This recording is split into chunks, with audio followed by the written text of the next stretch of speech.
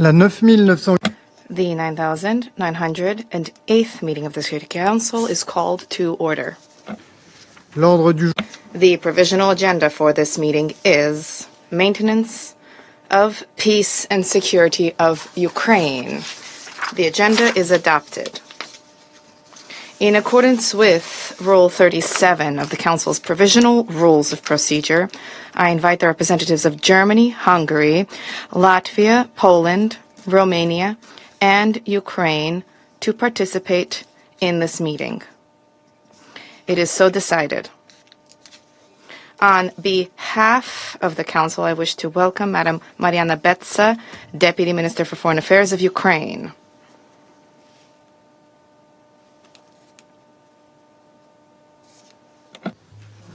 Conformément... In accordance with Rule 39 of the Council's Provisional Rules of Procedure, I invite the following briefers to participate in this meeting. Madam Rosemary DiCarlo, Undersecretary General for Political and Peacebuilding Affairs, and Madam Joyce Msuya, Assistant Secretary General for Humanitarian Affairs and Deputy Emergency Relief Coordinator. It is so decided. In accordance with Rule 39 of the Council's Provisional Rules of Procedure, I also invite His Excellency Mr. Stavros Lambrinidis, Head of Delegation of the European Union to the United Nations, to participate in this meeting. It is so decided. Consideration of item 2 of the agenda. The Security Council will now begin its consideration of item 2 of the agenda. I now give the floor to Madam Rosemary DiCarlo. Thank you, Mr. President. Today's meeting is taking place at a potential inflection point in the 3-year war in Ukraine. In the past few weeks, we have seen intensified efforts to bring the parties to negotiations. These initiatives offer a glimmer of hope for progress towards a ceasefire and an eventual peaceful settlement. At the same time, we continue to witness relentless attacks on Ukrainian cities and towns. These strikes have killed and injured many civilians and caused widespread destruction in residential areas and civilian infrastructure. Last week, Russian forces launched one of their most devastating assaults to date. On the night of 23-24 April, a massive combined missile and drone attack targeted multiple regions of Ukraine, including Kiev, Zhytomyr, Dnipropetrovsk, Kharkiv, Poltava, Khmelnytsky, Odessa, Sumy, and Zaporizhia. In Kiev alone, multiple residential buildings were hit. At least 12 people were reported killed and more than 70 others injured, including several children, making it the deadliest attack on the capital in 9 months. This attack followed other deadly strikes. On Palm Sunday, a missile struck the historic center of Sumy, reportedly killing 35 people. Earlier, a strike on Kryvyi Rih killed 18 people, including 9 children at a playground. This attack stands as the deadliest single strike against children since the start of Russia's full-scale invasion. Other cities, including Dnipro, Odessa, and Zaporizhia, have also been subjected to repeated attacks in recent weeks. In frontline areas, civilian casualties are reported daily. Shelling, the use of glide bombs, and first-person view drone attacks in Kherson, Donetsk, Sumy, and Kharkiv regions have resulted in increased civilian casualties. On 23 April, a drone strike on a civilian shuttle bus in Dnipropetrovsk region reportedly killed at least 9 people and dozens more were injured. Most of them were women who worked at a nearby mining and processing plant. Mr. President, as of 24 April, the Office of the High Commissioner for Human Rights had verified 151 civilians killed and 697 injured in the month of April. With verification ongoing, this figure is expected to surpass the March figures, which were already 50% higher than in February. And since February 2022, OHCHR has verified 13,015 civilians, including 699 children killed, and 31,628 more civilians, including 2,016 children, injured in Ukraine. We have also noted recent media reports quoting local Russian authorities that indicate civilian casualties in the Kursk, Bryansk, and Belgorod regions of the Russian Federation. These include alleged Ukrainian strikes on 23 and 24 April that reportedly killed 3 people in the Belgorod region. We condemn all attacks against civilians and civilian infrastructure, wherever they occur. Directing attacks against civilians and civilian infrastructure is prohibited under international humanitarian law and must cease immediately. Mr. President, the Secretary General has called for de-escalation and a durable ceasefire in Ukraine. In this regard, we are encouraged by the diplomatic efforts underway. We take note of yesterday's announcement by the Russian Federation of a 72-hour truce planned for the period from 8 to 10 May. This follows a similar announcement by the Russian Federation on 19 April of a 30-hour Easter truce.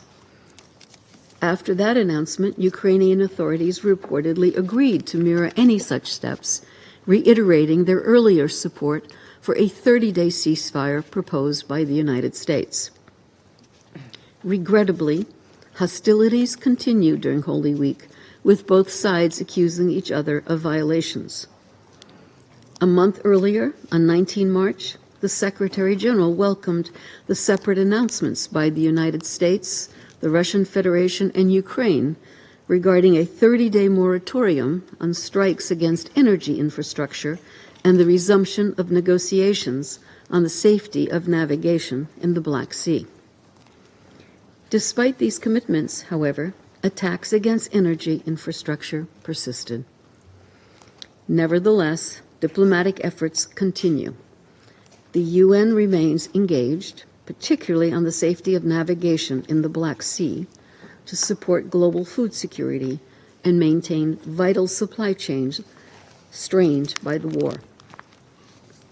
The continued exchange of prisoners of war between Ukraine and the Russian Federation, including the largest to date on 20 April involving 500 prisoners, shows that with political will, diplomacy can yield tangible results even in the most difficult circumstances. Mr. President, as we approach the 80th anniversary of the end of the Second World War, we are reminded with even greater urgency of the centrality of the Charter of the United Nations and international law in safeguarding peace and security. The Russian Federation's full-scale invasion of Ukraine stands as an egregious challenge to these fundamental principles, jeopardizing stability in Europe and threatening the broader international order. The war in Ukraine is a war of choice. What is needed now is a full, immediate, and unconditional ceasefire as a critical first step towards ending the violence and creating the conditions for a just, comprehensive, and sustainable peace. A peace that fully respects Ukraine's independence, sovereignty, and territorial integrity within its internationally recognized borders in accordance with the UN Charter, international law, and relevant UN resolutions. The United Nations remains prepared to support all meaningful efforts towards this end. Thank you. I thank Madam DiCarlo for her briefing, and I give the floor to Madam Joyce Msuya. Thank you, Mr. President. Mr. President, I welcome the opportunity to brief the Council on Ukraine today, along with Under-Secretary General DiCarlo. Since our last briefings in March and April, the humanitarian situation has worsened despite ceasefire opportunities. As peace talks continue, the human toll of the war is intensifying with relentless attacks, killing and injuring civilians, including children. Civilians are living under constant threat, especially in frontline regions like Kharkiv, Kherson, Dnipro, Donetsk, Zaporizhia, and border communities in Sumy. Waves of missile and drone strikes in densely populated areas continue to cause mass civilian casualties and damage or destroy apartment buildings, schools, hospitals, and other critical infrastructure. We are particularly concerned about the use of cluster munitions because of their notorious wide area, indiscriminate, and long-term effects that have led more than 100 states to prohibit them. On 24th April, the Russian Federation launched a large-scale coordinated attack on Kyiv city and at least 8 other regions of Ukraine. According to the UN Human Rights Office, at least 9 civilians were killed in Kyiv and 90 were injured, including 12 children. 44 people were hospitalized. Over this past weekend and even yesterday, hostilities continued along the front lines, resulting in further civilian casualties and damage to infrastructure. Donetsk region is most heavily impacted. Mr. President, so far this year, not a single day has passed without civilians being killed or injured in attacks. In the first 3 months of the year, OHCHR verified 2,641 civilian casualties, nearly 900 more than during the same period in 2024, and over 600 more than early 2023. From 1st to 24 April, 848 civilian casualties were verified by OHCHR, marking a 46% increase compared to the same period last year. The verification process is still ongoing, with casualty numbers expected to rise. The operating environment remains highly dangerous for humanitarian workers. From 1st of January to 23rd April, there were 38 verified security incidents impacting humanitarian staff within 20 kilometers of the front line. This has left 3 aid workers dead and 21 injured while delivering life-saving assistance. Mr. President, as this war continues, millions of lives are impacted daily. Essential services are disrupted and humanitarian needs deepened. Attacks on healthcare services and health facilities are crippling access to maternal care. Pregnant women are now giving birth amid blackouts, medicine shortages, and under attack, with a 12% rise in birth complications reported by health workers. For many expectant mothers, basic life-saving care is simply no longer available. Strikes on schools continue to deprive children of safe education. According to OHCHR, 129 education facilities were damaged or destroyed during the first 3 months of the year. Due to ongoing hostilities, at least 600,000 school-age children are compelled to learn remotely, separated from friends and teachers, and risk falling behind in their studies. Hostilities have driven further displacement. The International Organization for Migration reports that nearly 40,000 people have been uprooted from their homes this year, mainly in the frontline regions of Kherson, Kharkiv, Donetsk, the border areas of Sumy, and elsewhere. In total, nearly 3.7 million people remain internally displaced within Ukraine, and according to the UN High Commissioner for Refugees, almost 7 million Ukrainian people are registered as refugees, most of them in Europe. Women and children, as in many global crises, continue to bear a disproportionate burden. As the war drags on, the toll on them increases.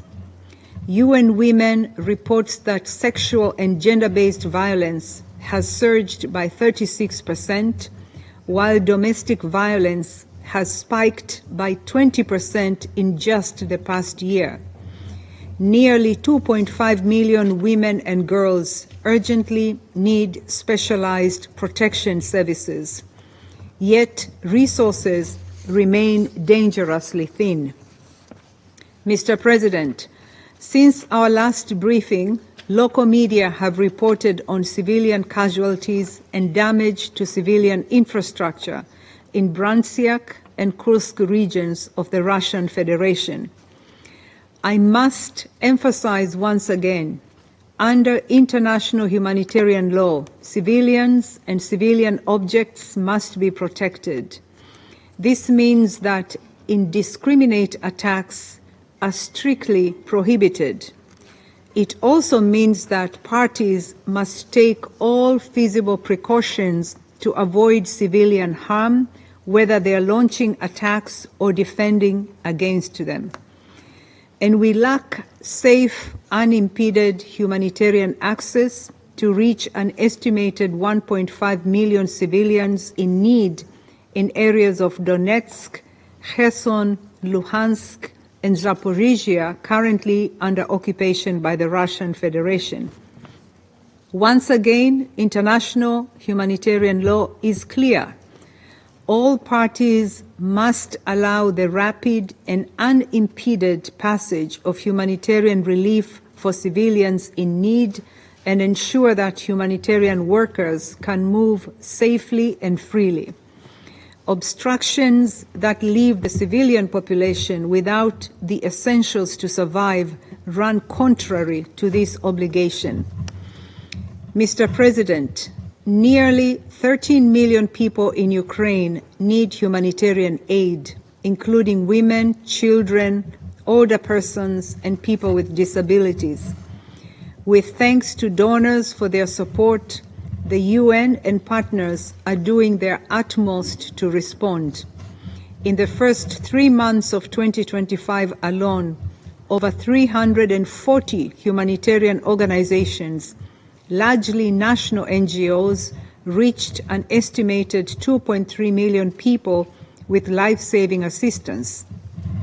Aid delivery has been most extensive in frontline areas, providing food, provision of emergency water, essential medicines, and emergency health services. Due to the sharp contraction in humanitarian funding and the subsequent global humanitarian reset, the UN and partners have further reprioritized the Ukraine Humanitarian Needs and Response Plan to focus on reaching 4.8 million people with urgent life-saving aid in 2025, requiring $1.75 billion. The objective is to reach those most at risk and most in need, centering on 4 core response priorities: people near the front line, evacuations, emergency response after strikes, and aid to the most vulnerable among the internally displaced people. Without increased support, even prioritized life-saving efforts are at risk. Every contribution matters. Mr. President, I reiterate our earlier calls to this Council for urgent collective action on Ukraine. First, ensure the protection of civilians, including humanitarian and health workers and critical infrastructure, and ensure that humanitarians have safe, rapid, and unimpeded access to civilians in need wherever they are. Second, scale up financial support. Underfunding is forcing critical programs to scale down, even as the operational environment becomes more complex and dangerous. Additional resources are needed now to save lives and sustain assistance. Third, achieve a just peace. Every effort, whether aimed at a temporary pause or a lasting agreement, must prioritize the protection and needs of civilians. Thank you, Mr. President. Je remercie.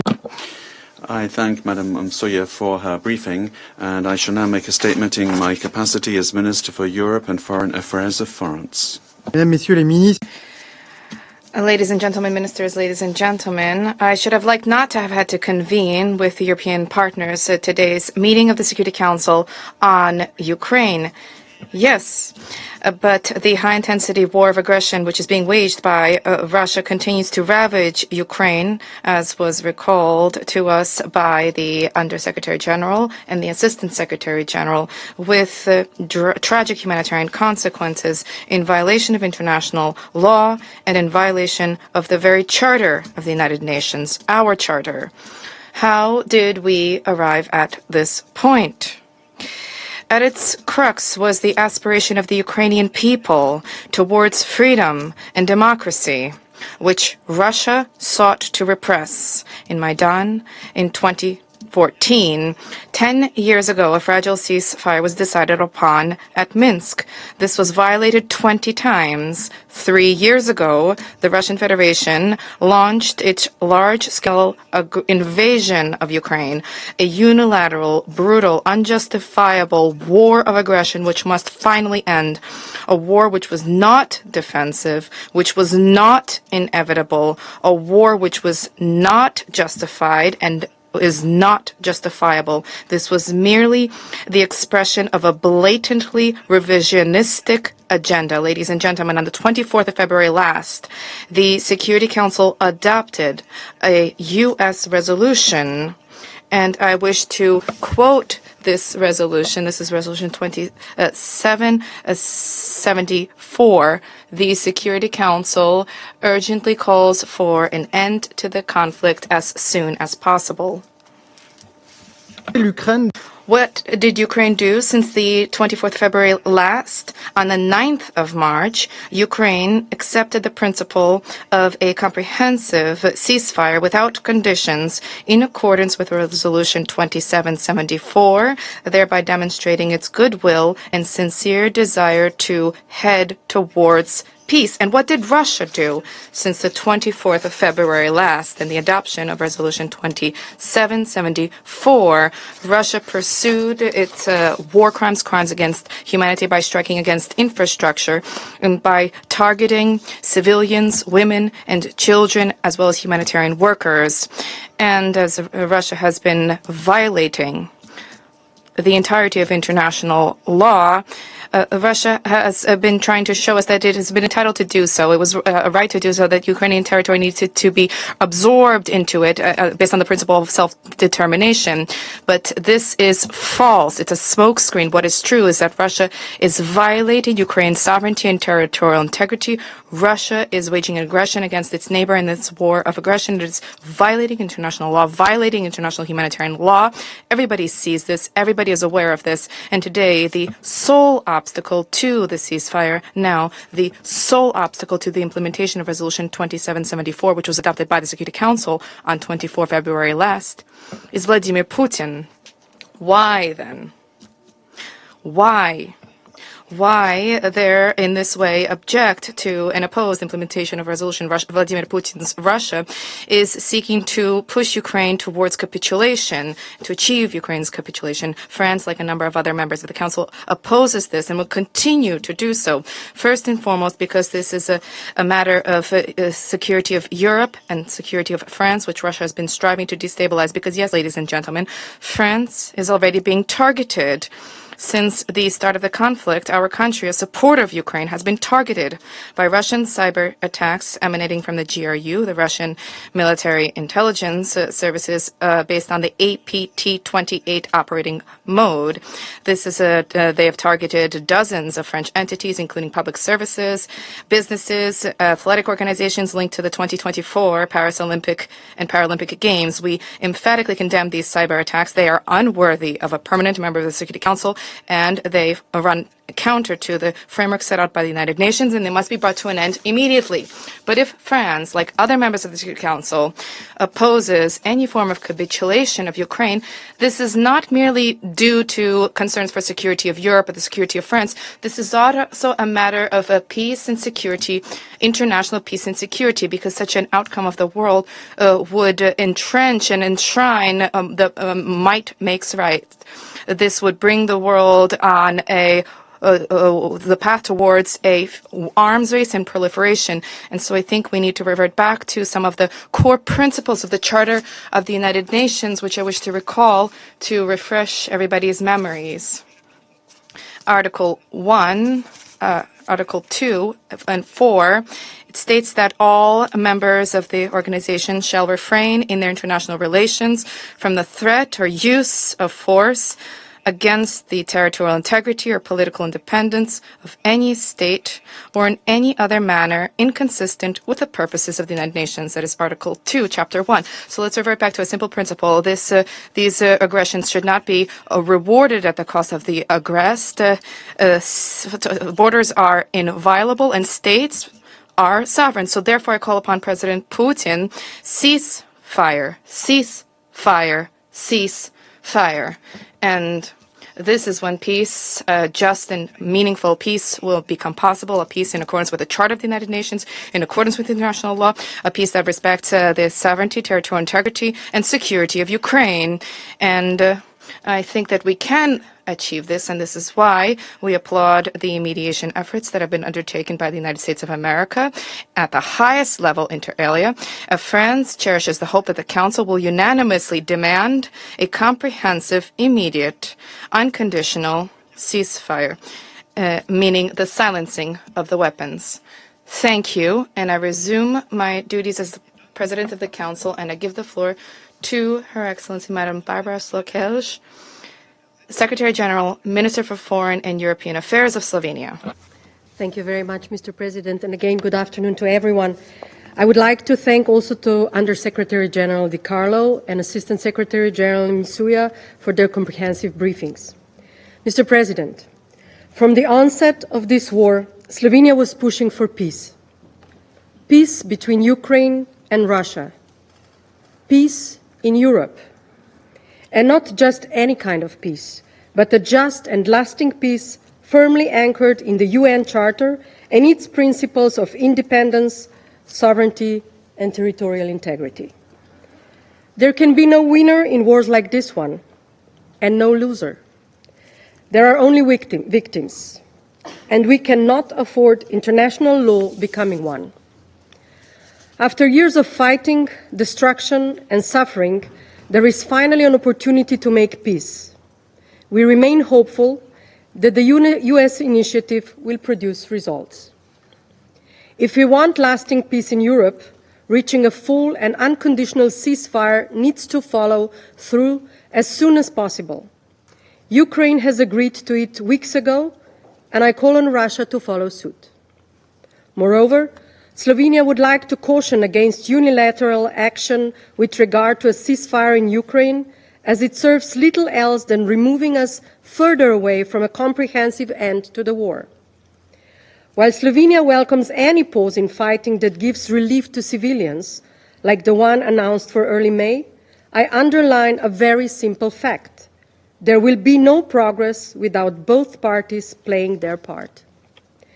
There was little clarity about the terms of the moratorium on energy infrastructure strikes or the Easter ceasefire, with numerous claims about violations by both sides. This indicates that we need a verifiable, comprehensive, and lasting ceasefire that will pave the way to negotiations on enduring peace in Ukraine. Mr. President, ceasefire might be the necessary first step towards peace, but in itself, it's not enough. We are witnessing a surge in civilian casualties. Russian missiles and drones have been hitting residential areas, causing death and destruction in Kryvyi Rih, Sumy, Kyiv, and other Ukrainian cities. While we push for peace in this chamber, throughout Ukraine, civilians are being buried under rubble. Schools are being leveled to the ground, and physical integrity of nuclear facilities is being threatened.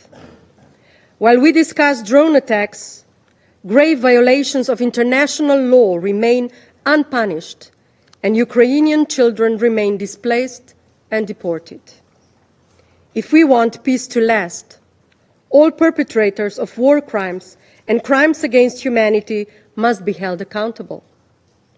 On a related note, Slovenia hopes that peace negotiations will comprehensively address the question of returning prisoners of war and forcibly transferred Ukrainian children to their homes.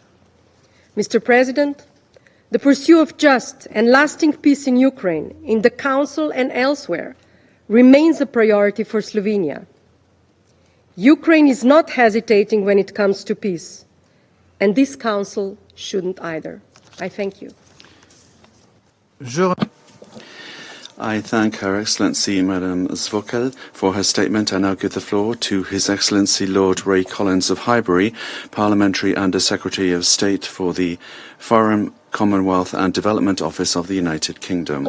I would also like to thank Under Secretary General Di Carlo and Assistant General Secretary Sawyer for briefing us on the grim situation in Ukraine. Since Russia's invasion over 3 years ago, this Council has met many times to discuss the death, destruction and misery Russia unleashed on Ukrainians.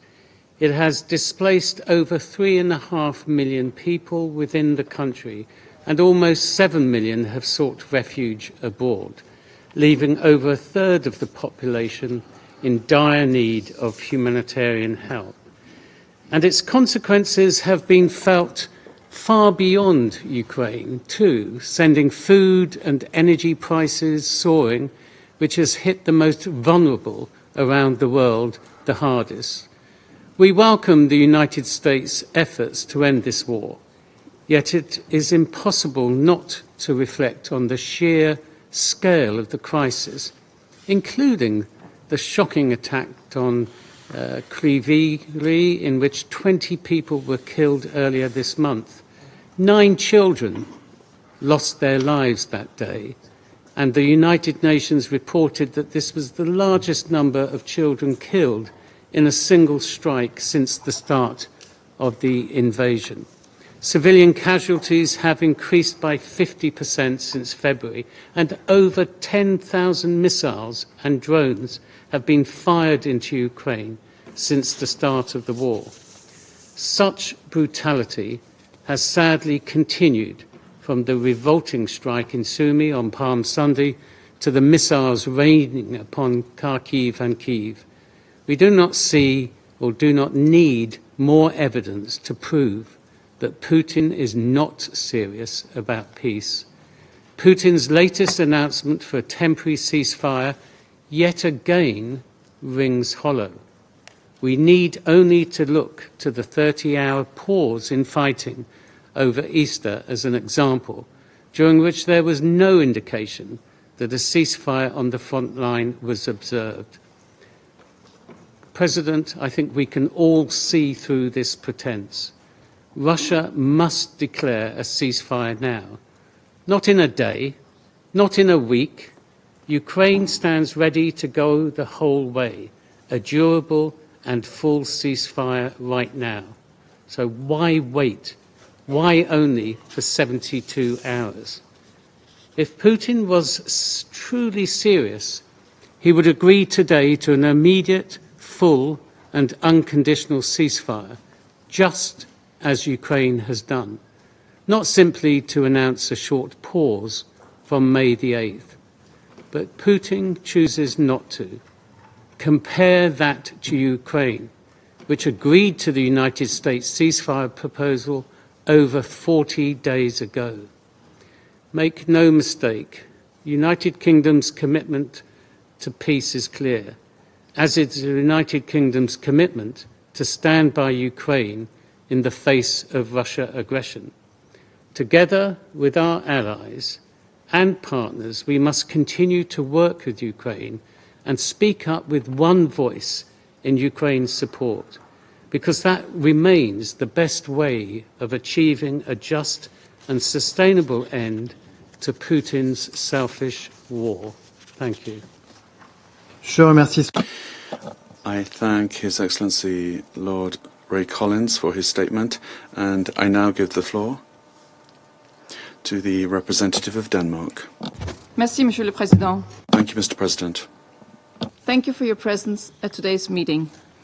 I also want to thank Undersecretary General Di Carlo and Assistant Secretary General Masuya for the briefings today, and I welcome the participation of Her Excellency, the Deputy Foreign Minister of Ukraine, in this meeting. Regrettably, Russia's deadly attacks on Ukraine continue unabated. Earlier this month, the attack on Sumy represented the single worst mass casualty attack on Ukraine's civilian population this year. As we've heard from our briefers, attacks continued across the country last week and over the weekend, destroying cities, destroying houses, and killing civilians. On April 24, Russia carried out a large-scale attack on residential areas in Kyiv and surrounding regions, killing at least 12 civilians and injuring 70, including children. These are hardly the actions of a country that seeks peace. The facts speak for themselves. Russia invaded its neighbor in an unprovoked war in breach of international law, which continues to this very day. Ukraine did not encourage this war. Ukraine is not encouraging the continuation of this war. Ukraine is defending itself against an armed attack clearly prohibited under the UN Charter. And while Ukraine has no choice but to continue to fight for its sovereignty and its very existence, Russia has a choice. Russia could end the suffering today. But instead of this de-escalating, Russia is continuing attacks on Ukraine. It is hard to comprehend why one would seek war and destruction instead of peaceful coexistence. Ukraine has time and time again showed its desire for peace by accepting not only the 30-day ceasefire on energy infrastructure, but also a complete 30-day ceasefire without preconditions. Additionally, on Easter Sunday, President Zelensky proposed to abandon any strike with long-range drones and missiles on civilian infrastructure for at least 30 days. We now hear that Russia has suggested a 3-day ceasefire next week. Any pause in the devastating bombings in Ukraine is, of course, welcomed and needed, but there's an urgent need for an immediate and longer ceasefire, a full and unconditional ceasefire, just as Ukraine has agreed to. We now need to see concrete and genuine steps from Russia. Mr. President, Denmark will continue to stand with Ukraine for as long as it takes. We stand firmly behind Ukraine's sovereignty and territorial integrity. These principles are enshrined in the UN Charter. This is also the position of the majority of UN members. They have collectively and clearly condemned Russia's illegal attempt to change internationally recognized borders by force. This was the case every time the General Assembly has debated this matter, most recently 2 months ago on the 3rd anniversary of the full-scale invasion. Denmark supports any serious and general efforts to achieve a just, comprehensive and lasting peace that respects the principles of the UN Charter and secures Ukraine's independence, sovereignty and territorial integrity. Such peace needs to be built on accountability and justice. It should include a robust and credible security guarantees, and this can only be achieved with all relevant actors around the table. This, of course, includes Ukraine, but also Europe. We welcome the progress made at the London meeting between the E3, Ukraine and the United States, and it is important that these processes continue. Mr. President, we need to ensure a just end to this senseless war as soon as possible. I thank you. I thank the representative of Denmark, and I give the floor to the representative of Greece.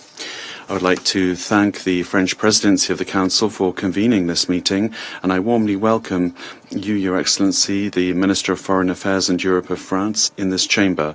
I would also like to thank Under Secretary General De Carlo and Assistant Secretary General Masuya for their very informative briefings. The Council remained seized multiple times this month in many forms and settings of the repercussions of Russia's continuing aggression against Ukraine. Despite recent efforts for peace, led by the United States, the Russian military has continued to strike Ukrainian cities and civilian infrastructure, killing and injuring civilians, among them children, women and elderly.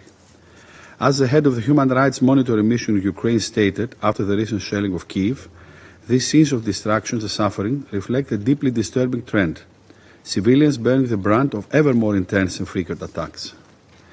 The effect of warfare, particularly on children, is immeasurable. The war in Ukraine has affected a whole generation of children, either by claiming their lives or by severely impacting their psychosocial well-being. Greece condemns in the strongest terms any attacks against civilians and civilian objects and calls on Russia to immediately cease targeting residential areas and critical infrastructure in Ukraine. International humanitarian law dictates that all parties to conflicts must take every possible measure to spare civilians from harm. Adherence to these principles constitute not only a legal requirement, but also a moral imperative and should also go in hand with accountability for the perpetrators and justice for the victims. Mr. President, the time for peace has come and it is long overdue. Greece has supported the partial ceasefires with regard to energy infrastructure in the Black Sea. Yet a major step towards peace would be a full, immediate and unconditional ceasefire in line with what was agreed by the United States and Ukraine more than a month ago. We regret that Russia did not join the agreement, raising questions about its intentions and sowing further mistrust.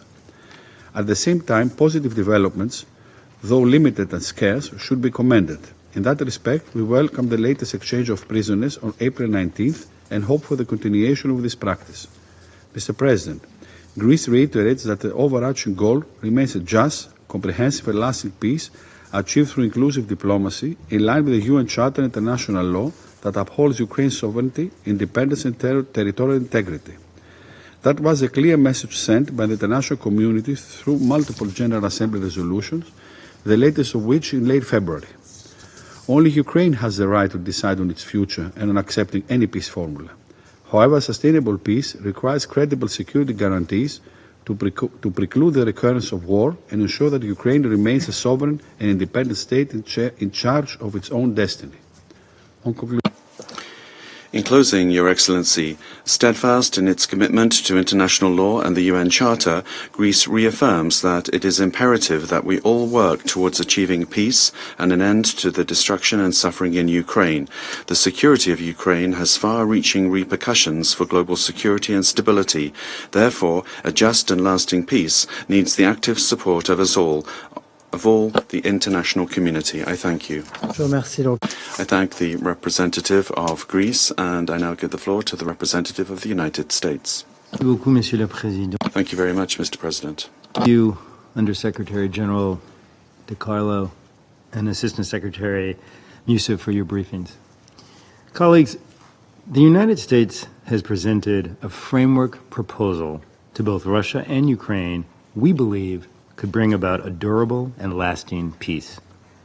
The path to peace must begin with a comprehensive ceasefire, immediately stopping the destruction and the bloodshed. Regrettably, during the past few months, Russia has continued high-profile strikes on Ukraine, causing needless loss of life, including of innocent civilians. President Trump has called on Russia to cease these attacks and emphasized the need to immediately end the war. Both Russia and the DPRK have openly touted the presence of DPRK troops on the battlefield, a serious escalation and part of a military partnership that violates resolution of this Council and enables Russia to continue these strikes. Right now, Russia has a great opportunity to achieve a durable peace. The burden for ending the war rests with Russia and with Ukraine.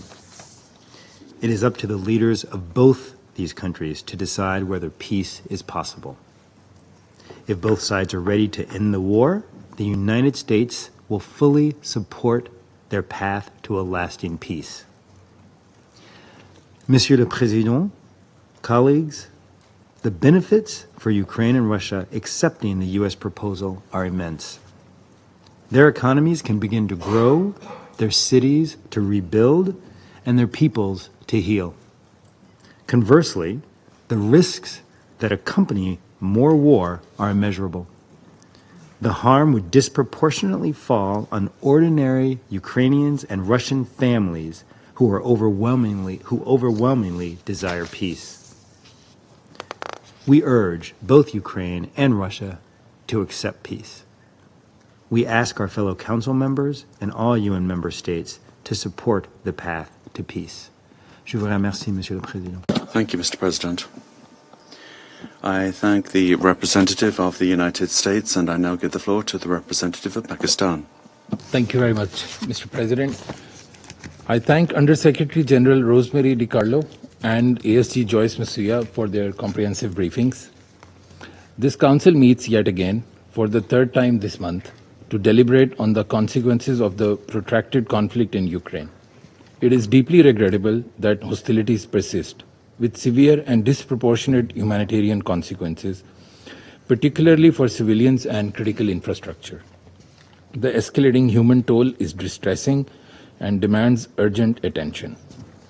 Mr. President, as we have repeatedly stated, Pakistan remains profoundly concerned by this conflict's devastating regional and global repercussions, especially for the developing nations. Allow me to make 3 points here. First, the protection of civilians and civilian infrastructure is a fundamental obligation under international law, including international humanitarian law. All parties must uphold these principles without exception. Second, Pakistan steadfastly believes that dialogue and diplomacy, not hostilities, offer the only viable path for resolving this conflict.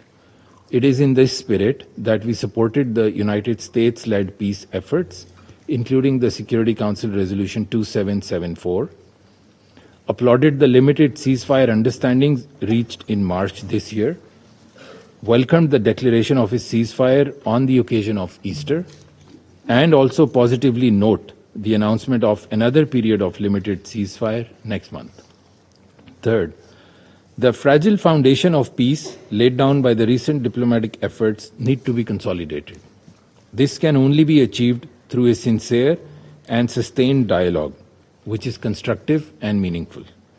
We commend the United States for their continued mediation efforts and also appreciate United Arab Emirates' role in facilitating recent POW exchanges.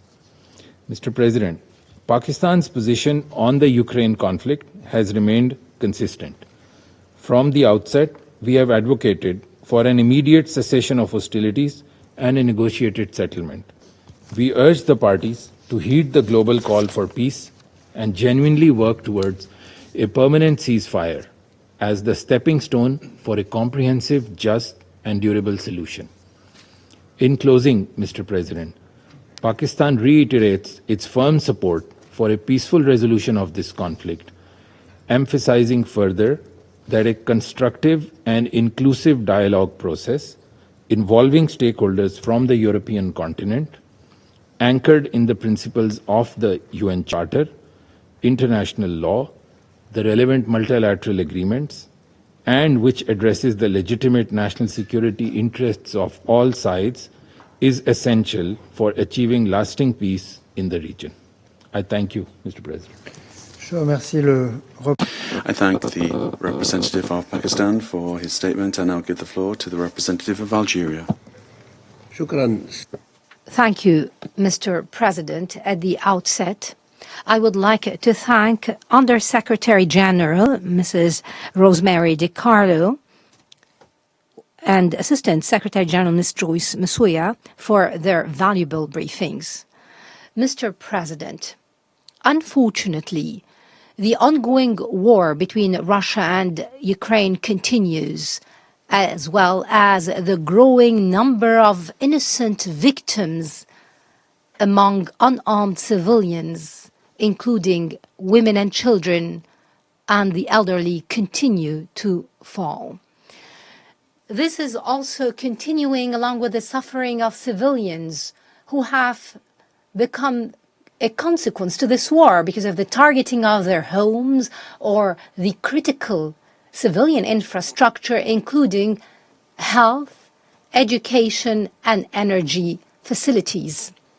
Before this situation, huge numbers of civilians, unarmed civilians, continue to flee conflict zones in search of safe havens where they can find protection along with their families in the face of such confrontations and the loss of any hope for a return to their homeland.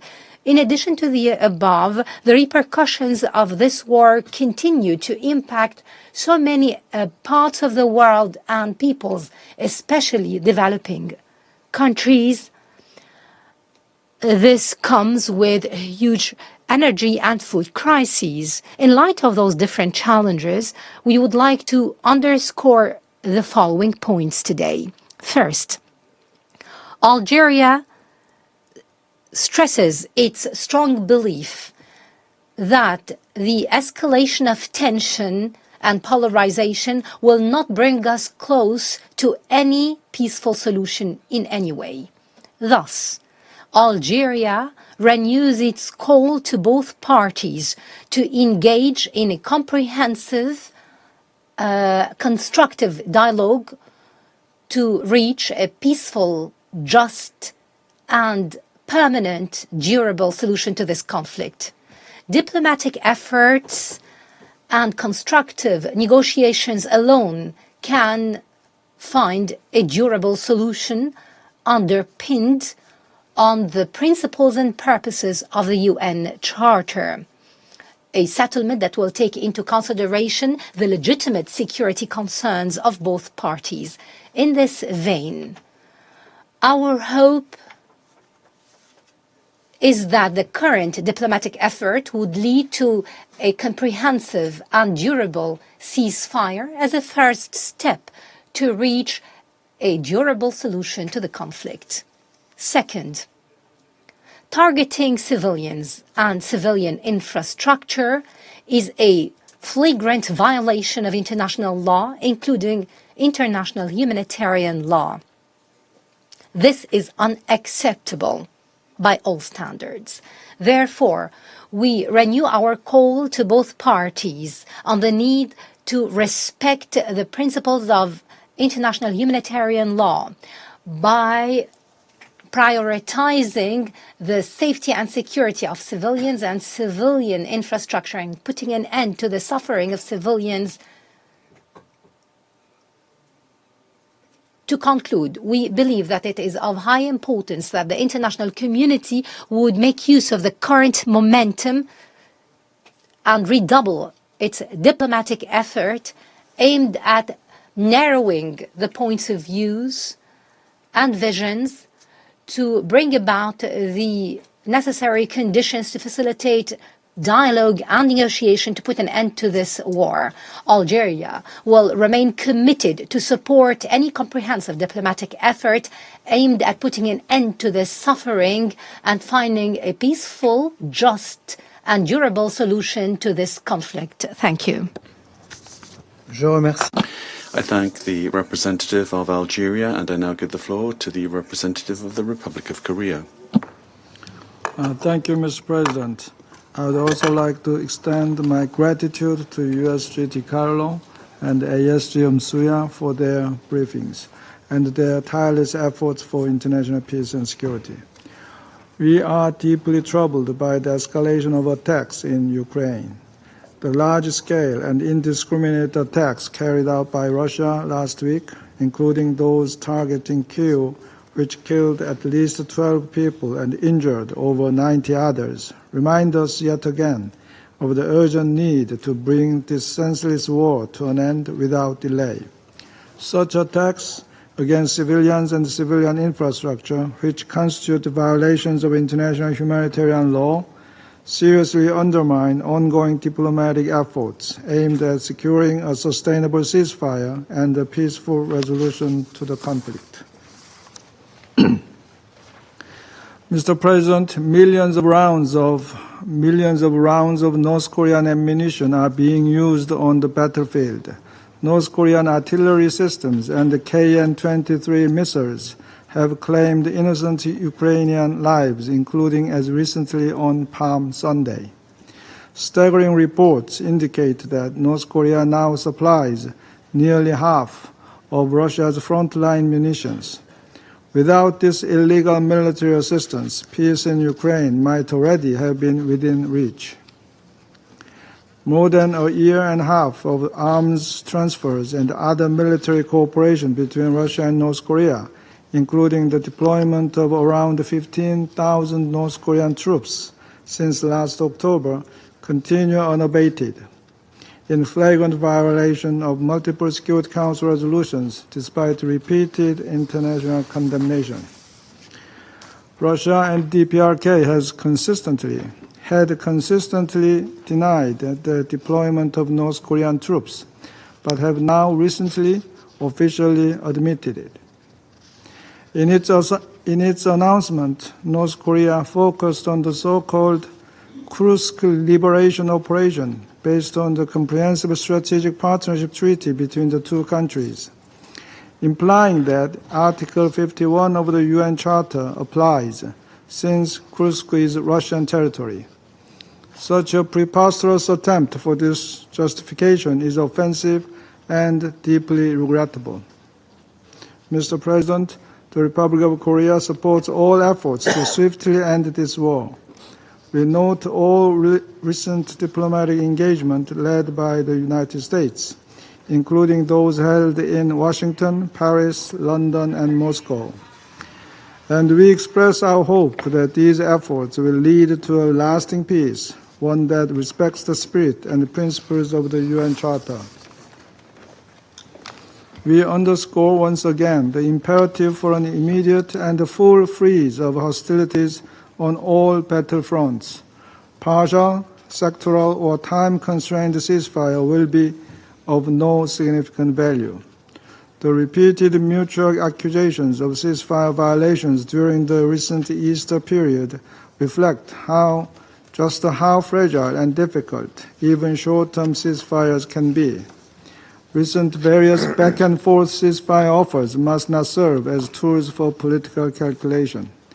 Predictions that the consequences could be even more severe if current diplomatic efforts falter are alarming, especially as reports warn that both sides are preparing for an intensified spring-summer offensive. Continued hostilities will be disastrous, only leading to further civilian suffering, more human casualties, including young soldiers on both sides, deeper societal scars, and protracted global economic repercussions and the geopolitical divide. In conclusion, Mr. President, the Security Council must remain united and resolute in its support for all efforts to bring this war to an end. The Republic of Korea will continue to cooperate with the international community for the restoration of peace and post-war construction in Ukraine. Thank you, Mr. President. I thank the Permanent Representative of the Republic of Korea for your statement. I now give the floor to the representative of Somalia. Mr. President, let me begin by thanking Under-Secretary General DiCarlo and Assistant Secretary General Musuya for their comprehensive briefing. The humanitarian situation described by the briefers remain deeply concerning, with over one-third of the Ukrainian population now requiring humanitarian assistance. Systematic attacks on civilian infrastructure continue to exacerbate the situation, with millions affected by the destruction of housing, energy facilities, and essential services. My delegation takes note of the announcement by the Russian Federation of a 72-hour ceasefire in Ukraine scheduled from May 8th through May 10th. We view this temporary cessation of hostilities can be a potential catalyst for the U.S.-led diplomatic engagements and support any effort that can transform this brief pause into more sustained peace. In that vein, we encourage all parties to, first, uphold international humanitarian law obligations and prioritize the protection of civilians and critical infrastructure. Second, ensure robust implementation of any ceasefire agreement with clear verification mechanism that can build confidence between the parties. Third, maximize this window of opportunity to enable humanitarian access, particularly to those areas where civilian needs are the most acute. Fourth and final, use this momentum to engage in good faith to explore pathways toward more comprehensive ceasefire and substantive peace negotiations. Mr. President, to conclude, my delegation reaffirms our commitment to supporting initiatives that uphold international law, protect civilian lives and infrastructure, and advance diplomatic solutions. We believe that every opportunity for peace, however brief, must be seized and built upon. The path to peace requires the dedicated support and engagement of the entire international community. We stand ready to work with Council members to support all genuine efforts toward de-escalation and dialogue to bring just and lasting peace in Ukraine. I thank you, Mr. President. I thank the representative of Somalia for his statement. I now give the floor to the representative of Panama. Thank you very much, Mr. President. We would like to thank delegations that have taken the initiative to convene this meeting, given the intensification of attacks against the civilian population and critical infrastructure in Ukraine.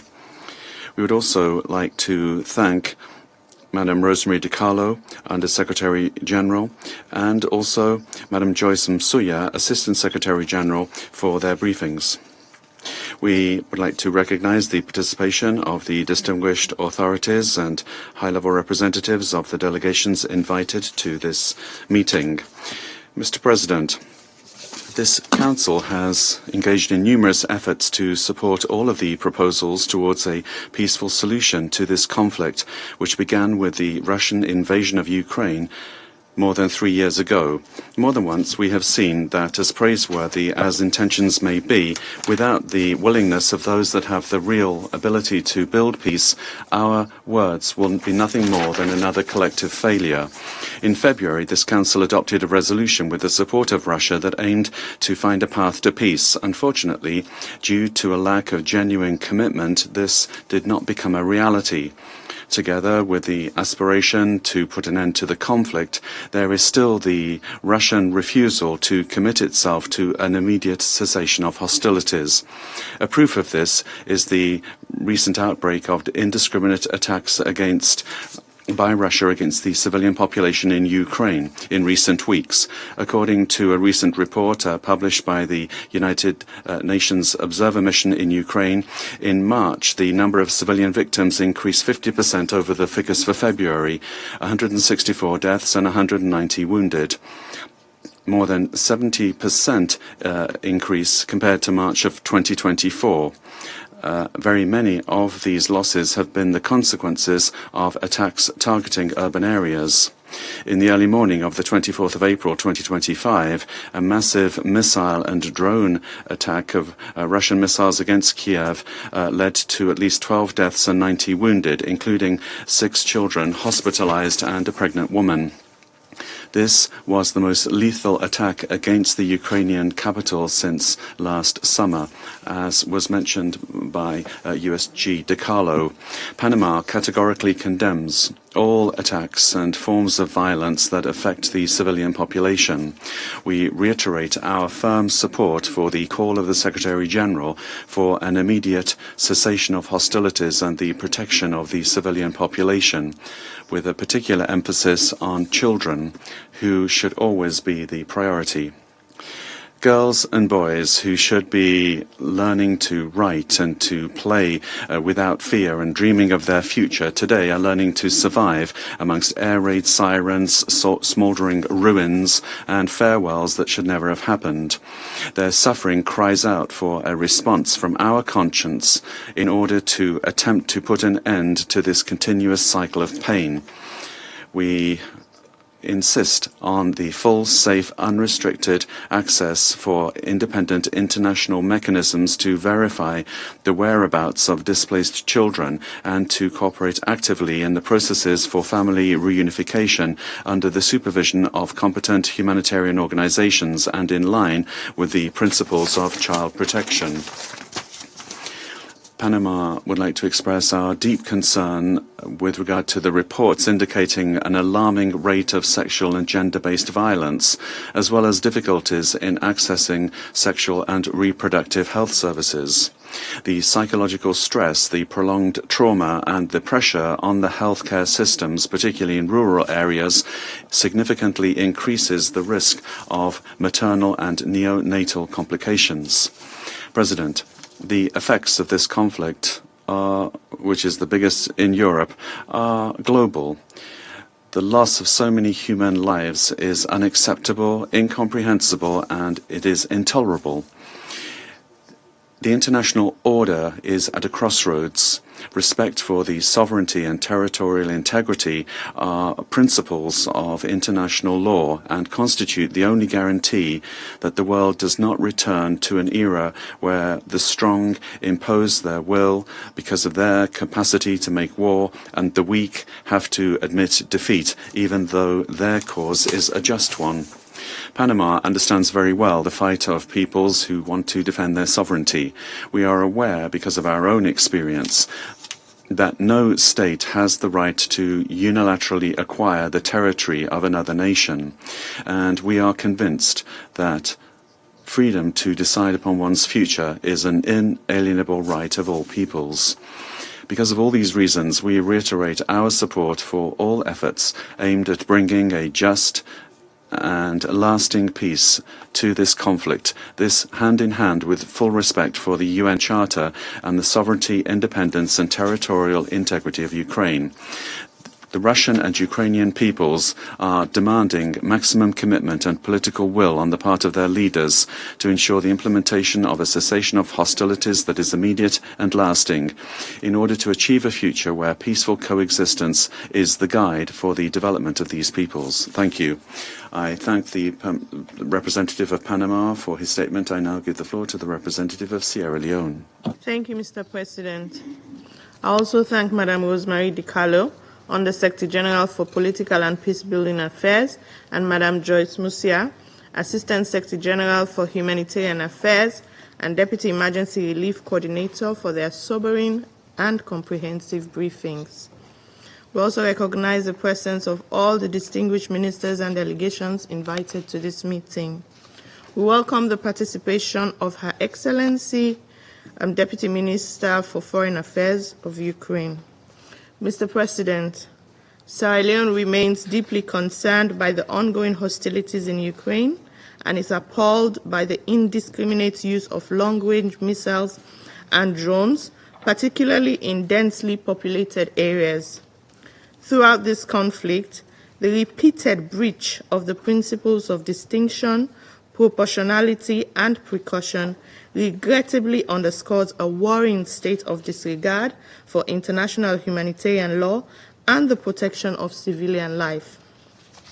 We therefore reiterate that the protection of civilians must remain paramount in any armed conflict, in line with the rules of war and the values of human dignity.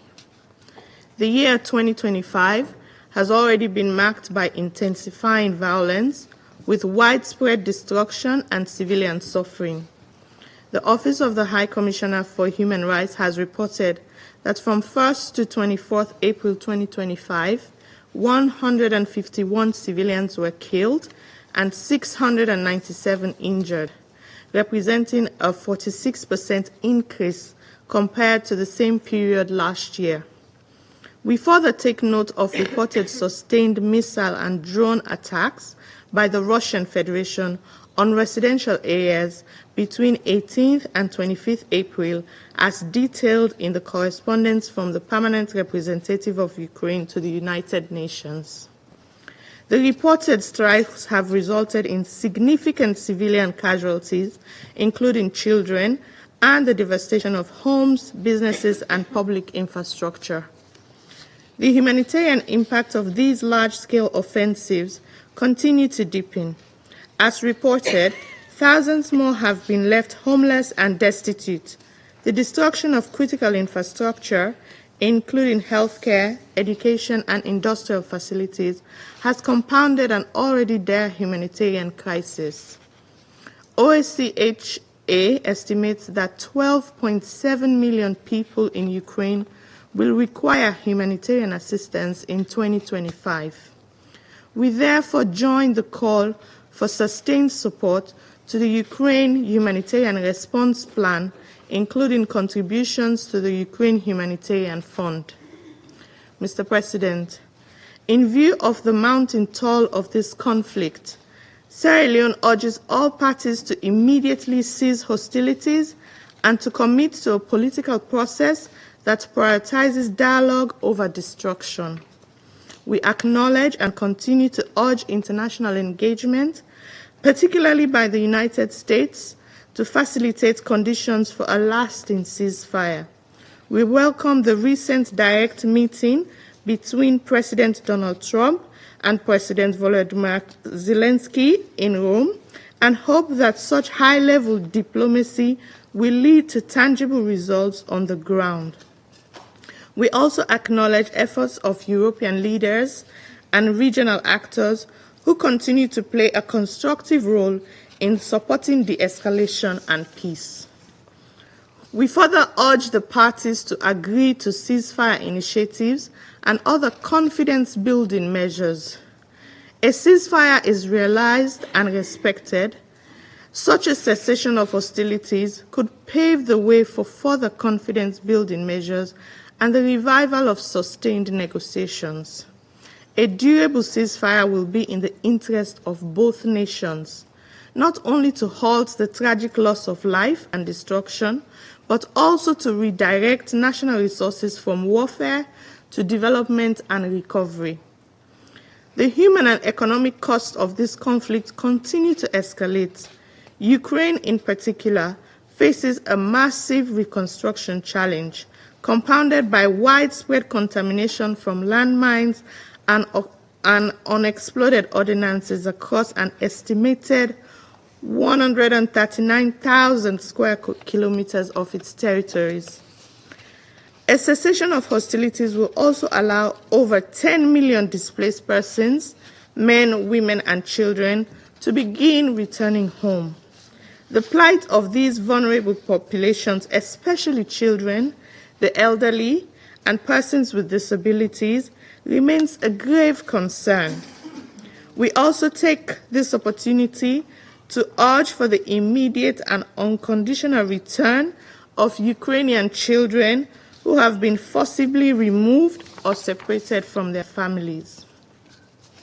In closing, Mr. President, Sierra Leone reaffirms its commitment to a peaceful resolution of the conflict based on the principles of the United Nations Charter and international law.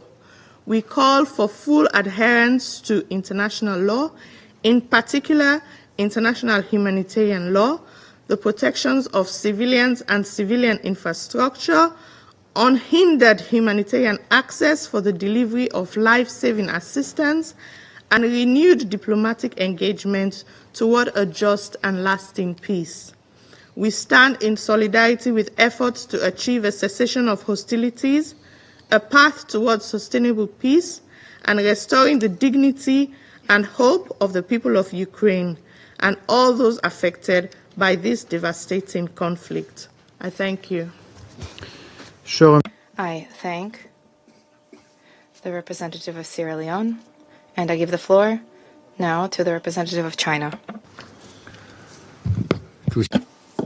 President, I'd like to thank USG DiCarlo and ASG Musuya for their briefings. The crisis in Ukraine drags on to this day, and the fighting continues unabated. The recent multiple attacks have resulted in new civilian casualties and infrastructure damage and destruction. Women, children, and other vulnerable groups bear the brunt. This is heartbreaking. We reiterate our call that civilians and civilian infrastructure should not be targeted under any circumstances. Parties to the conflict should strictly abide by international humanitarian law and make every effort to protect civilians and civilian infrastructure. Recently, the relevant parties have had a series of engagements and negotiations on the Ukraine issue. China supports all efforts towards peace. The Ukraine crisis involves complex factors. Achieving a ceasefire is by no means easy, and restoring peace cannot be accomplished overnight. The more we reach the critical moment of negotiations, the more we need to exercise patience and wisdom. China has 3 expectations. First, we expect the parties concerned to demonstrate political will, maintain the momentum of the peace talks, and through dialogue and consultation, achieve a ceasefire and restore peace at an early date. Second, we expect all stakeholders to be able to participate in the peace talks, to work together to address the root causes of the crisis, and to reach a peace agreement that is fair, lasting, binding, and acceptable to all parties. As the war is taking place on the European continent, Europe certainly has a role to play for peace. Third, we expect the UN and the international community to create a positive atmosphere and favorable conditions and provide necessary assistance for the peace talks. President, China's position on the Ukraine issue is objective, impartial, rational, and pragmatic. We have made consistent efforts to promote peace talks and a political settlement. We have always followed the 4 shoes proposed by President Xi Jinping as our fundamental guideline. The sovereignty and territorial integrity of all countries should be respected. The purposes and principles of the UN Charter should be upheld. The legitimate security concerns of all parties should be taken seriously, and all efforts for peace should be supported. We actively maintain communication and engagement with all parties and work tirelessly for peace and negotiations. China, with Brazil and other countries, have launched the Group of Friends for Peace on the Ukraine crisis to build consensus for peace and advance peace efforts. China stands ready to continue working with the Global South and the international community to play a constructive role in achieving an early political resolution to the crisis. Thank you, President. I thank the representative of China, and I give the floor now to the representative of Guyana. Thank you, Mr. President. I also thank USG DiCarlo and ASG Musuya for their sobering briefings and acknowledge the presence of Her Excellency Ms. Mariana Betsa, Deputy Foreign Minister of Ukraine, in this meeting. Mr. President, Guyana regrets that the Council is once again meeting to address a further intensification in this ongoing armed conflict amidst talks of a possible ceasefire. We deplore the recent civilian casualties resulting from missile and drone strikes last week, which reportedly also destroyed 12 buildings in Ukraine, causing more displacement and damage to businesses and key services. The UN has also reported that 1 hospital and an energy facility were damaged in drone strikes last week. We have also learned from the UN Human Rights Monitoring Mission in Ukraine that over 800 civilian casualties have been verified from the period 1st to 24th of April, as was pointed out already by Sierra Leone, representing a 46% increase compared to the same period last year. The increased attacks against civilian infrastructure are fueling an already severe humanitarian crisis, at a time when the humanitarian sector is facing severe funding cuts. This senseless violence must end. Those contributing to the global humanitarian crisis through their deliberate actions must be held accountable. Millions have already been condemned to a life of want and despair owing to this senseless war. Guyana is heartened to note that diplomatic efforts toward achieving a durable ceasefire persist despite recent setbacks. While taking note of the two declarations of unilateral ceasefires by the Russian Federation, we contend that the gravity of the humanitarian situation in Ukraine demands a more permanent solution. Central to the question of achieving a permanent ceasefire in the current context is the need to reach an agreement on the immediate cessation of hostilities, unimpeded humanitarian access to the occupied territories, and the provision of necessary security guarantees inter alia. The complex nature of these discussions requires patient and sustained diplomacy that must be supported by the international community. They are also critical questions with which the UN Security Council should be occupied. Guyana is prepared to support any measure that can bring about a peaceful end to the ongoing conflict, in line with international law and relevant UN resolutions. We commend those member states that have taken concrete actions to further the cause of peace and hope that their contributions will serve as a stimulus for greater action by the United Nations and the wider international community. We also continue to urge the parties to the conflict to demonstrate by their actions that they choose peace over war, to cease all escalatory actions and commit themselves to achieving a lasting peace with full respect for the sovereignty and territorial integrity of Ukraine. I thank you. Je remercie. I thank the representative of Guyana, and I give the floor now to the representative of the Russian Federation. Mr. President, we wish at the outset to voice our disagreement in principle with the approach of the presidency with the invitation extended to today's meeting of delegations under Rules 37 and 39. A whole 7 of them are here, and they are all members of NATO and the EU. We have already repeatedly stated that the invitations to such a number of participants, the majority of whom are guided by a block-based discipline, provide no added value with rare exception. There is a negative trend where European countries, when they preside over the Security Council, they bring in the number of participants that participate in these meetings in Ukraine, and in one chorus, these participants voice talking points which are identical and voiced by the presidency of the EU. This all drags out the meeting, and the discussions during the Security Council lose any operational nature and value. We categorically object to transforming Security Council meetings into a lecture hall where a select number of countries lecture others with sermons that are completely unoriginal. We doubt that the representative of Germany today, for example, will provide a clarification about the recent statement of his foreign policy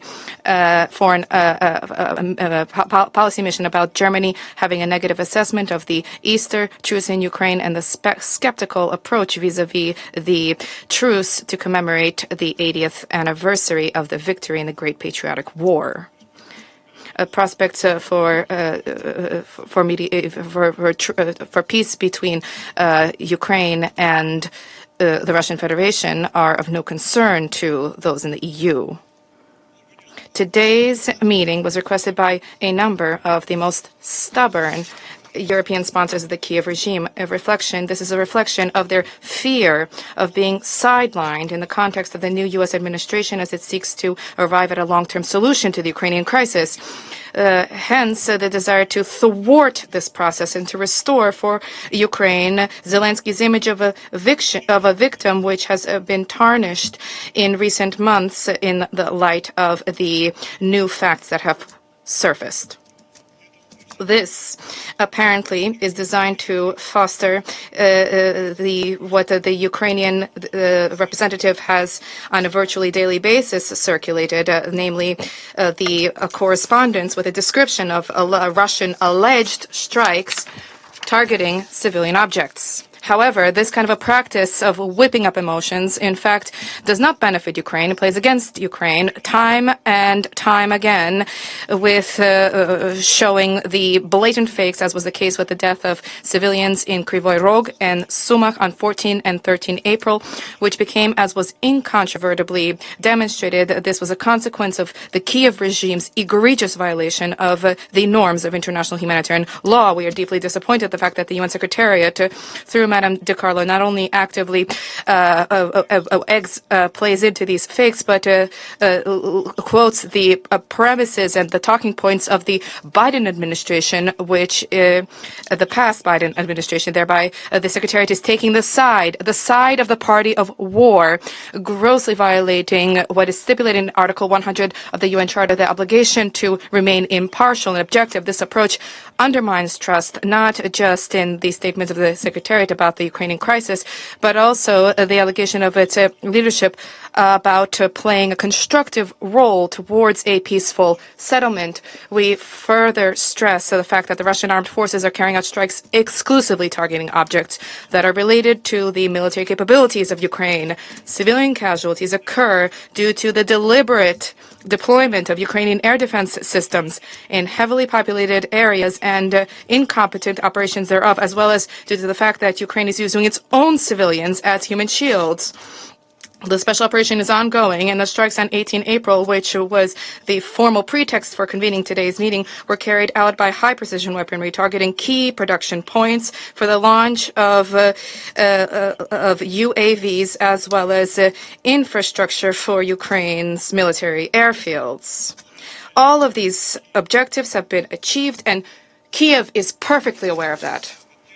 We, by maintaining such hypocritical, mendacious allegations, the Kiev clique is trying to portray this as a truth, and the European puppeteers of the Zelensky regime, in supporting this, completely unmask their true identities, and yet again they are showing their selective blindness and their blatant double standards. In London, Paris, and Brussels, and their henchmen, since August last year, they did not manage to utter a word of condemnation in the barbaric attack by the Zelensky cabal, targeting cities, towns, and villages nearing the border in Kursk Oblast. This territory was completely cleansed of the Ukrainian invaders last week.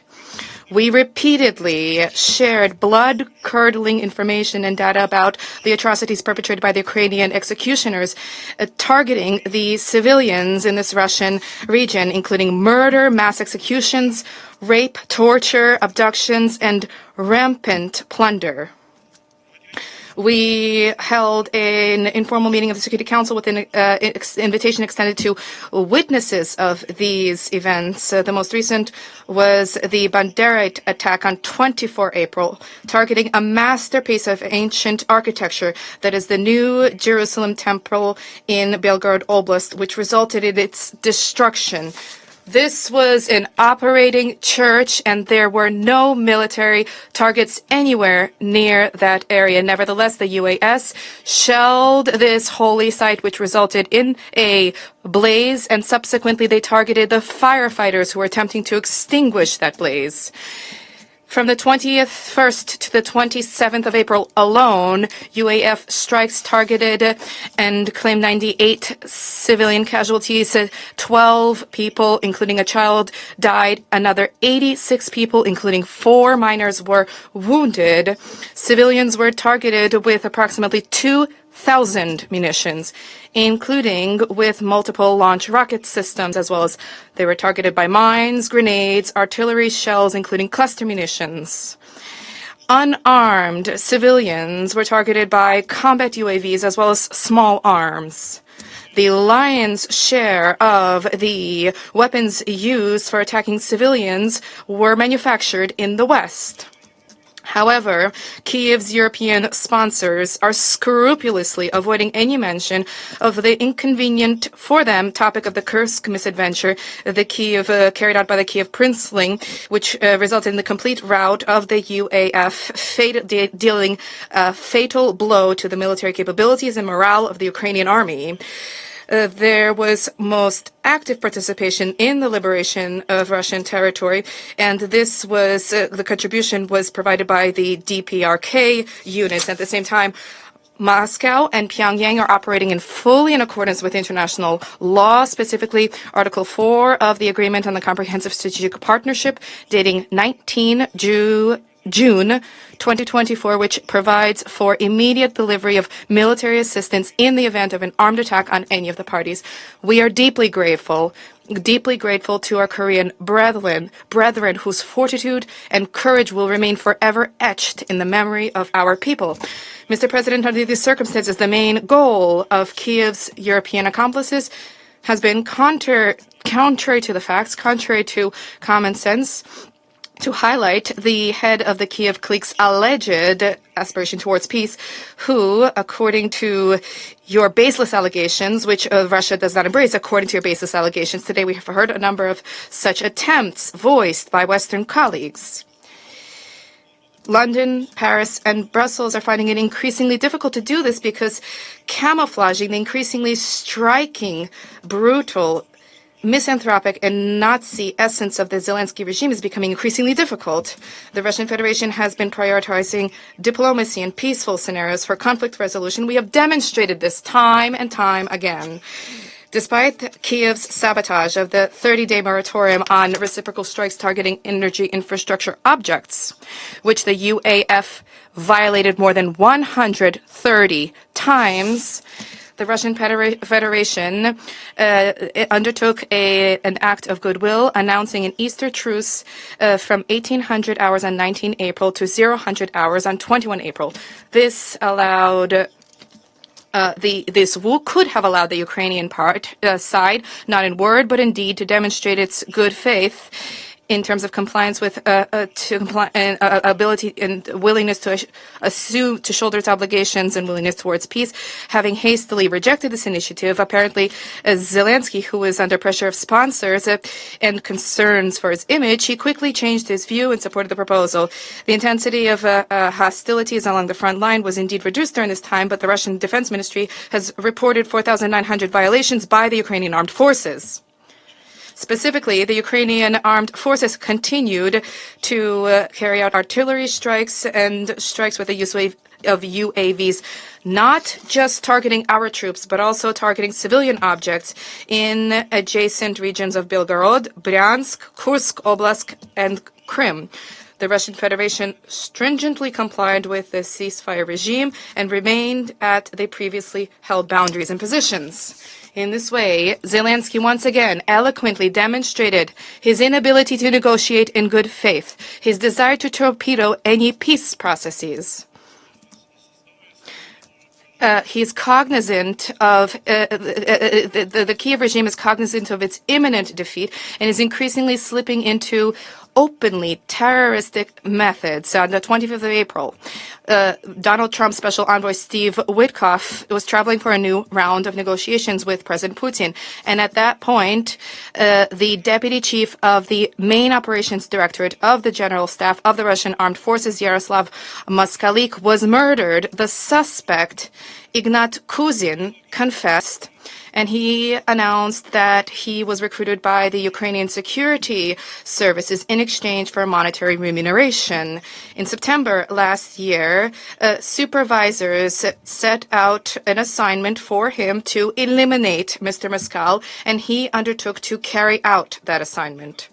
Yesterday, Ukraine's leadership officially confirmed and acknowledged its complicity in this crime, in this murder. And the secretary of the Rada Committee on Security, Roman Kostenko, commenting on this, announced that such methods will remain within the toolbox of the Ukrainian security services even after the end of the war. And I quote, in the next 10, 20, 30 years, however long is necessary. This further demonstrates the criminal, perfidious nature of the Kiev regime, whose head is purely concerned with saving his own skin and concerned with covering up the crimes that he committed against his own people. And this is why, contrary to the aspirations of the Ukrainian people, he is bent on escalating the conflict and is recklessly rejecting the United States' balanced peace proposals. Nevertheless, the Russian-U.S. dialogue is ongoing. There will be discussions of a number of nuances for the future contours of the peace plan. From the very start of the conflict, we announced that we prefer diplomatic methods for the attainment of the goals of our special military operation. And this is why Russia remains focused on achieving a sustained long-term solution that would eradicate the root causes of the conflict and to prevent the conflict from recurring. As another step towards peace, President Putin announced a truce starting at 0000 hours from the 7th to the 8th of May to 0000 hours from the 10th to the 11th of May. We hope that the Ukrainian side will follow this example. Such a step could be the prelude to direct peace talks between the Russian Federation and Ukraine without any preconditions whatsoever. And we are willing to engage in this despite existing difficulties regarding the legitimacy of the head of the Kiev regime. Mr. President, our country's principled approaches towards settling the Ukrainian crisis were voiced by Russian President in June 2024. Let us recall this includes Ukraine's respect for the rights of the Russian language population, the neutral, non-aligned, nuclear-free status of the country, its demilitarization and denazification, recognition of the status of Crimea, Sevastopol, the Donetsk and Lugansk People's Republics, Kherson, Zaporozhye Oblast, in accordance with the will expressed by their residents as constituent territories of the Russian Federation. This position is firmly rooted in the provisions of the Charter of the United Nations and is not subject to revision. It is important that those who genuinely wish to arrive at a long-term solution to this crisis provoked by the West, that they take this into account. We expect not empty declarations from them, not calls for truce, which our European colleagues are so vociferously proclaiming just because they understand that Ukraine will suffer a complete, resounding defeat. We expect of them concrete, clear signals towards a peaceful resolution. This, first and foremost, applies to an end to weapons deliveries to Ukraine and a willingness to persuade Zelensky of the urgent need to engage in constructive dialogue. And to that end, let us recall there's a need for him, inter alia, to repeal what has been enshrined in legislation at his urging, that is the prohibition against direct negotiations with the leadership of the Russian Federation.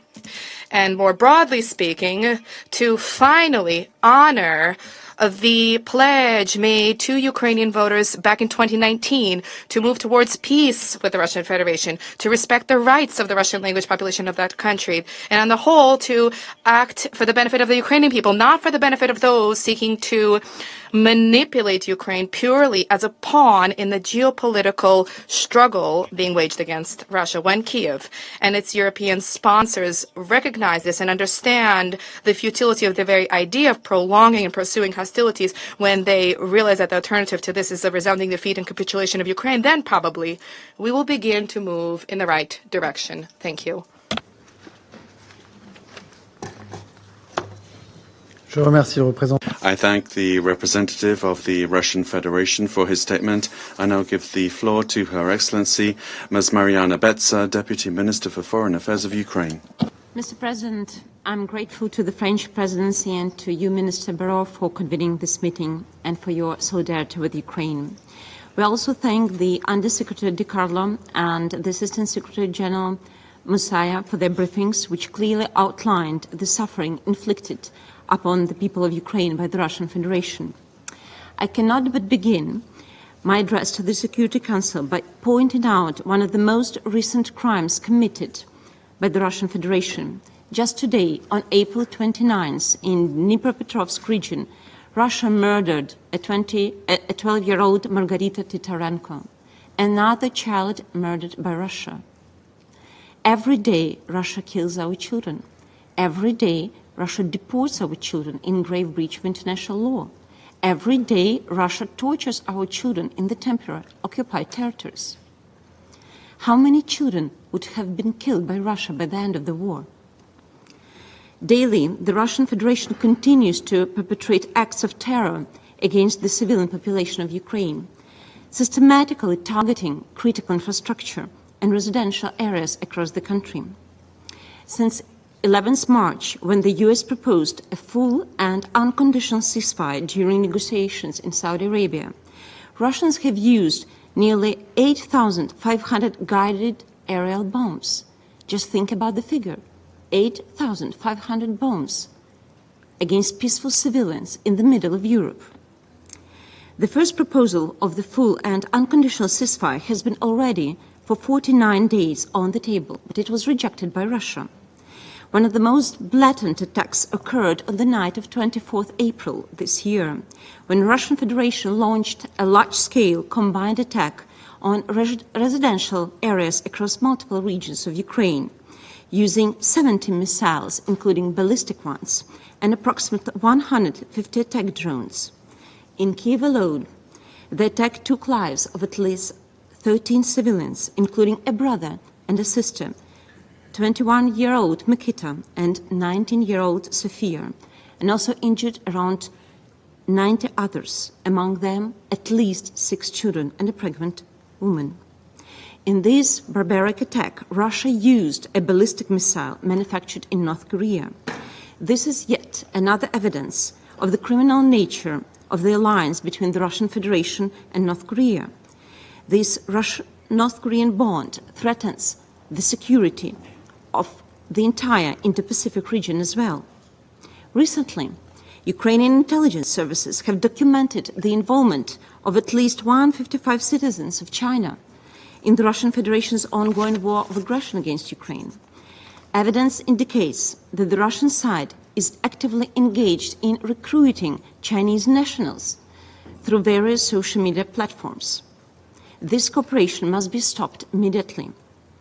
Since the beginning of 2025, at least 577 civilians have been killed and over 2,900 injured, though the true toll is likely to be higher due to limited access to frontline and occupied areas. In April alone, the UN Human Rights Monitoring Mission in Ukraine verified 848 civilian casualties, a 46% increase from the same period last year. Verification efforts are ongoing, and the number of casualties is expected to increase. Russia's armed aggression has resulted in the widespread devastation of Ukraine's civilian infrastructure. According to Ukrainian authorities, over 218,000 civilian sites have been damaged or destroyed. More than 1,600 schools have been damaged, with at least 200 destroyed. Nearly 2,000 medical facilities have also been affected, including 300 reduced to rubble. These figures reflect a sharply deteriorating humanitarian situation and the growing needs of the civilian population on the ground. In this context, the delivery of humanitarian assistance is more urgent and essential as ever. Ukraine deeply appreciates efforts of OCHA and its partners in responding to humanitarian needs on the ground. We're sincerely grateful to all donors and partners for their continued support and solidarity. We call on the international donor community to ensure sustained and predictable funding to enable the uninterrupted delivery of life-saving humanitarian assistance in Ukraine. Mr. President, Ukraine continues to defend itself against Russia's unprovoked, unjustified, and illegal full-scale military invasion of Ukraine in full accordance with Article 51 of the UN Charter. This is our country. This is our home. These are our families that we are defending. Ukraine did not start this war, and we do not want this war to continue. Russia is the only source, the reason and the fundamental driving force of this war of aggression.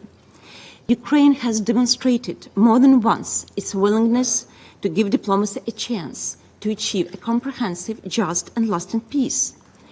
Russia, refused to accept a proposal agreed by the United States on 11th March in Jeddah on a full interim ceasefire for 30 days. Russia repeatedly violated the agreements on a ceasefire in the energy sector reached in Riyadh on March 23rd, 25th, manipulating the date of its start, and put forward unacceptable preconditions for the implementation of the ceasefire at the sea. On Easter, Russia made statements about its alleged readiness for a so-called ceasefire for 30 hours. And what do we see? The total number of violations by the Russian army of this so-called ceasefire throughout Easter reached 2,935. On 28 April, Russia proposed 3-day so-called ceasefire starting from 8 May. If Russia is so much willing to stop the war, why don't we start the ceasefire today? Why wait till 8th of May?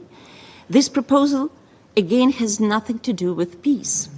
Russia has always used the dates of victory over Nazism for propaganda and disinformation purposes. This year, the Kremlin uses the 80th anniversary, particularly the so-called Victory Parade on May 9th, as a culmination of the victory cult. In reality, Russian soldiers marching through the Red Square on May 9th, 2025, will have nothing to do with the victory over Nazism. Some of them may have massacred civilians in Bucha, Irpin, Izum, Mariupol, and many other Ukrainian cities and villages. No country has the right to claim exclusive rights on the victory in World War II, which was a result of great efforts by many countries and nations. During World War II, Ukraine lost approximately 8 million people. This war had an impact on every Ukrainian family. Each Ukrainian town and villages suffered. That's why our country rejects Russian historical manipulations, attempts to downplay or manipulate Ukraine's role in the victory over Nazism. We value human lives, but not the parades. The fire can be seized right now, not just for a parade, and not just for a few days, to continue killing Ukrainians after that, after such parades. Russia cannot be allowed to cherry-pick the politically convenient dates to announce a short-lived ceasefire simply for PR purposes or gain additional tactical advantages. Ukraine is ready to support a just, comprehensive, and lasting peace. And this is what we are constantly proposing for at least 30 days, and we reconfirm this proposal. Mr. President, our position in peace negotiations is clear and consistent. Ukraine wants peace like no one else. However, we cannot accept peace at any cost. We cannot accept peace at any price. Any future arrangements has to respect Ukraine's red lines. First, we will never recognize any temporarily occupied territories of Ukraine as Russian. Crimea, as well as other temporarily occupied territories of Ukraine, remain part of Ukraine, according to international law and according to the Constitution of Ukraine. Second, we will not agree to any foreign diktat regarding the structure, number, and other characteristics of the defense forces of Ukraine. Third, we will not accept any restrictions on Ukraine's sovereignty, our domestic and foreign policies, including on the choice of the alliances that we would like to join. A temporary ceasefire, if achieved, should not lead to a frozen conflict. It must be a step forward and a step towards peace on the just and lasting peace. This is a crucial element shaping our vision. The first and most essential step towards any negotiation must be full, immediate, and unconditional ceasefire. This is the starting point, nothing else. Ukrainian children abducted by Russia must be returned back home. This is a humanitarian issue. Can you imagine the pain of the parents who were separated from their children? Not a single parent should endure this pain. And Russia deported at least 20,000 Ukrainian children in grave breach of international law, trying to erase their identity, giving them different names. And they were so-called adopted by Russian families. These are war crimes. And this is the issue of humanity. Second, prisoners of war all of them should be returned and exchanged back home. And of course, illegally detained persons, civilians, they should be all of them returned back home to Ukraine. The issue of sovereignty and territorial integrity is crucial and is key. It should be important for all member states, whether we as an international community are ready to abide by the UN Charter and UN principles. Mr. President, the Russian Federation could stop this war of aggression at any time, but they continued not to. Russia wants to continue this war, not to pursue a peace. Russia wants to kill Ukrainians, not to stop hostilities. Russia wants to occupy more Ukrainian territories, not to withdraw from Ukraine, because Russia's goal for these 11 years of genocidal war hasn't changed: to destroy Ukraine as a country, to destroy Ukraine as a nation. Russia doesn't want to see Ukraine as a democratic, free European country.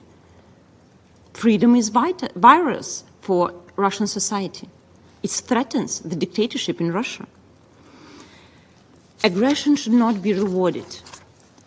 Aggressor should not be appeased. Any attempt to appease the Russian Federation by compromising fundamental principles would only embolden further violations of international law and set a very dangerous precedent for global security. History has shown that appeasement does not stop the aggressors. It only encourages them. It is imperative that the international community increases pressure on Russia, including sanction pressure, to compel it to cease violations of international law and to pursue a genuine path towards peace. We remain hopeful that the United States, along with other international partners, will intensify efforts to press Russia to accept full and unconditional ceasefire. Unity and support of the whole of the international community is needed to stop this genocidal war and to prevent its repetition in the future. Peace talks must be based on respect of international law, including the UN Charter. Any sustainable peace must unequivocally respect Ukraine's sovereignty, safeguard our democratic institutions, and ensure the inalienable right of the Ukrainian people to live free from external aggression and to freely choose its future. Sovereignty and territorial integrity are non-negotiable. Justice is not negotiable. Children are not negotiable. We call on the international community, and especially this Council, to reaffirm the truth: peace without justice is not peace, it's a surrender. And this is what actually Russia wants. They want Ukraine to surrender. They want Ukraine to capitulate. So we have bad news for Russia. Ukraine will not surrender. Again, this is our country. This is our home. And we're defending our land, our people, in accordance with UN Charter.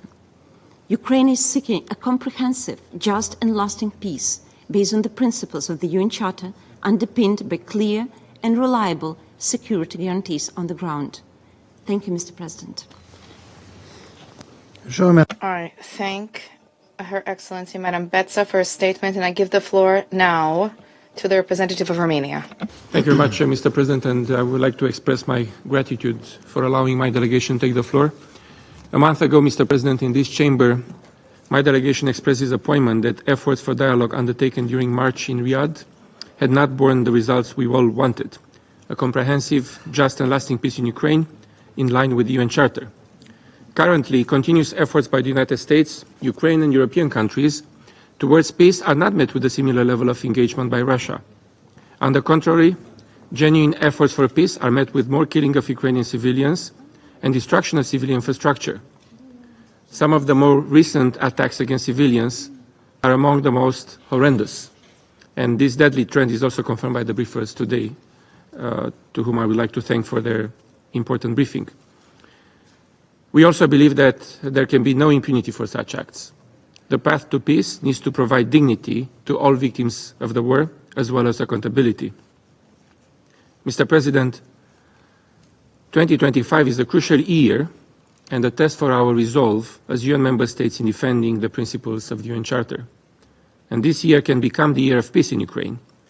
As a country neighboring Ukraine, in the immediate vicinity of an unjust war that has ravaged an entire country and many generations of innocent people, there is no alternative to our unconditional support for Ukraine's independence, sovereignty, and territorial integrity.